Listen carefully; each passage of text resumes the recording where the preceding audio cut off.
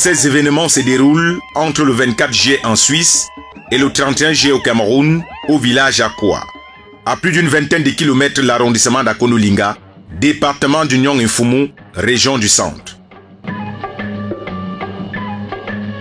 Et n'oubliez pas qui est la star aujourd'hui. Ah, c'est beau. Ça, c'est notre mari, hein. Ce sont des jaloux. Ne les gère pas. Pouvait-on entendre des cris d'hystérie de ces dames? Et comme si cela ne suffisait pas, les filles envoient balader toute la République. Il y a des gens qui n'aiment pas papa et qui profitent de l'occasion pour faire chanter papa. Tu vois un peu? Et tu vois, voilà, du coup, on va faire quoi? On s'en bat les couilles. Avec notre partenaire, on s'en fout. Le 24 juillet dernier, le couple Henri Paulin nous met plein la vue en nous plongeant directement dans Sodome et Gomorrhe.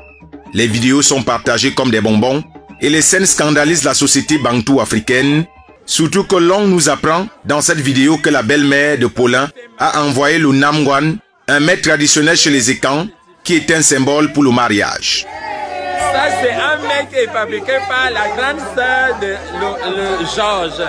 Même chez les gays, il y a le mets d'arachide. On ne peut pas envoyer quelqu'un en mariage sans le mets d'arachide. Vous voyez ce que les grandes sœurs chantent.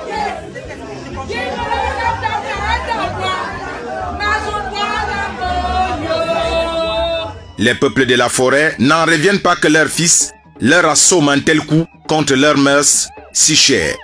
Mais la nation camerounaise est restée mesurée parce que l'événement a lieu en Europe où cette pratique est autorisée.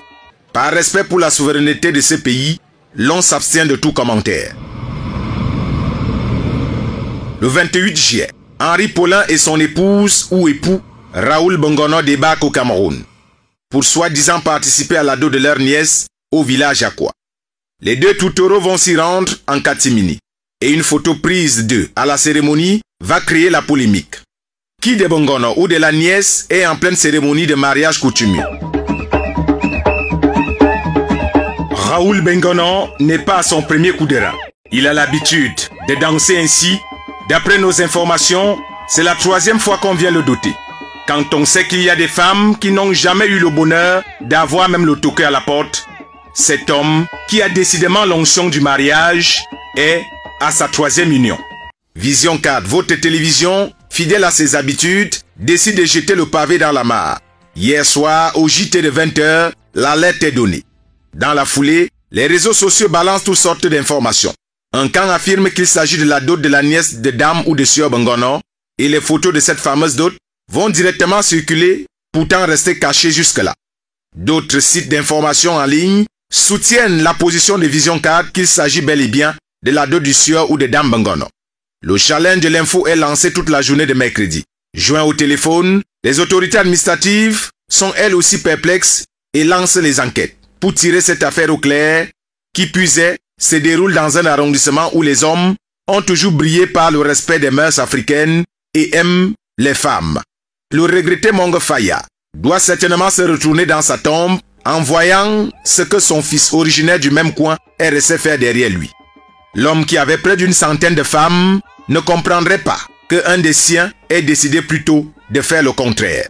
Une autre trahison pour les peuples de la forêt qui sont plutôt habitués à faire comme Mesmer Bongono du Gabon.